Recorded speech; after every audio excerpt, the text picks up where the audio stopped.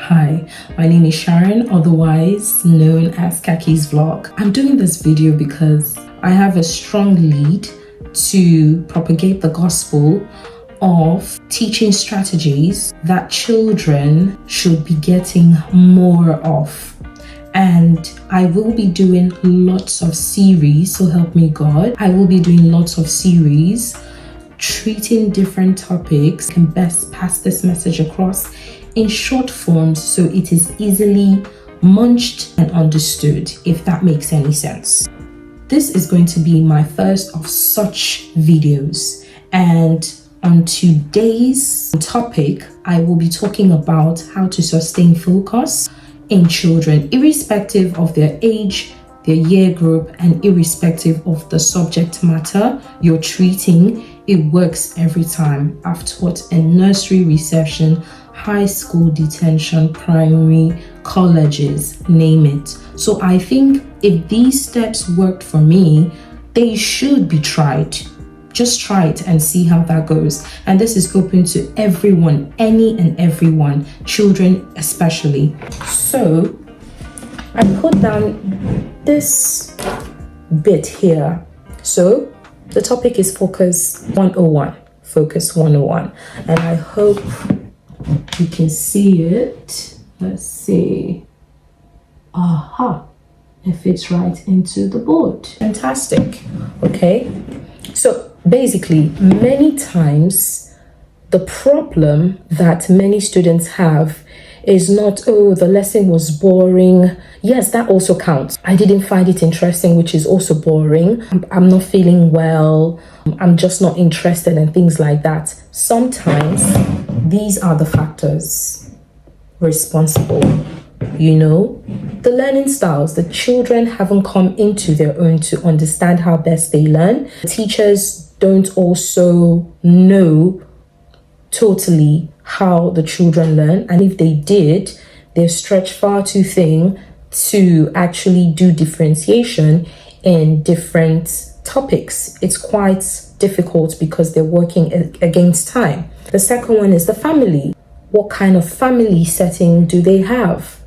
Is mommy beating daddy? Is daddy beating mommy? Is there sexual violence going on in the home? Is there bullying going on in the home?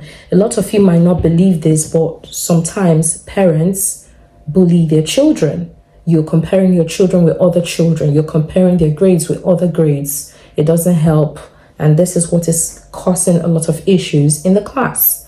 Okay? On the family, malnourishment, neglect, negligence, violence, no proper shelter, no bond, no belongingness, no feeling, no love, no kindness, all of that. No healthy meals, no warm meals. These also affect. And the lesson technique. How is the teacher carrying on in this lesson? Are you making it boring or more interesting? I'll give you an example. You're talking about wildlife.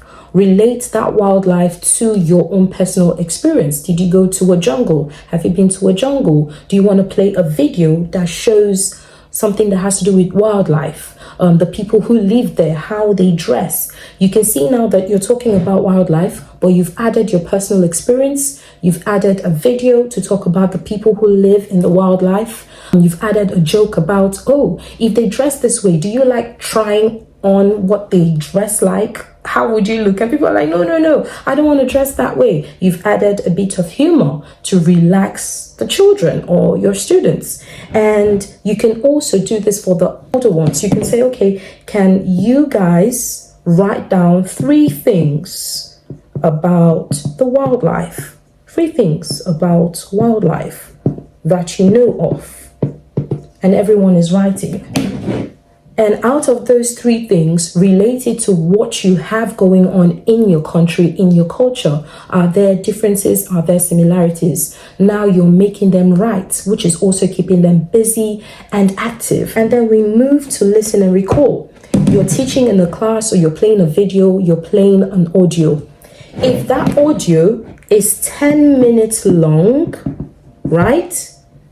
2 minutes into that audio, pause that audio, and ask the students to write down 5 things that they listened to in that tape. 5 things. And then you continue playing that audio, you pause it into the 7th minute, and you tell them to write 3 things with extra vocabulary that they've learnt. So you have 3 more minutes, you play the third minute video, and then everyone talks about what they learnt. You are assessing. They're doing a listen and recall. Listen and recall is one sure way to make children focus, remember, and concentrate. And then you move to the last one. Assessment on the go. I call it assessment on the go. It's one thing I like to do. It's one of my favorite. Okay, so I'm teaching and I'm asking them, what was the last thing I said? And they're like, you said this, you said that. I go to ask, why did I say this? Why do you think this is? And they get to answer me. And I ask different people. And then I tell them, no, that's not the last thing I said. If you can remember the last thing I said, I am going to give you a sticker.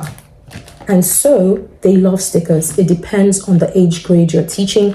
I take out one for that person who remembers the last thing I said, and then I give them a sticker, and then we go into the order for the lesson of the day. That one lesson has been able to show you different things. You know the learning style of your children. You know that a lot of them like to do pair work, group work. So you split them into groups, to tables. You know, you make someone the scribe, or they make whoever the scribe.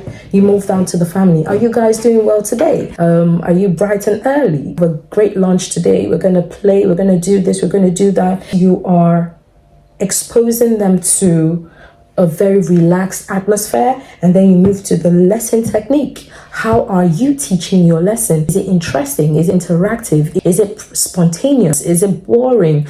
That is your lesson technique. And then you move to assessment on the go. When you do these 5 things, I want to know how that lesson goes for you.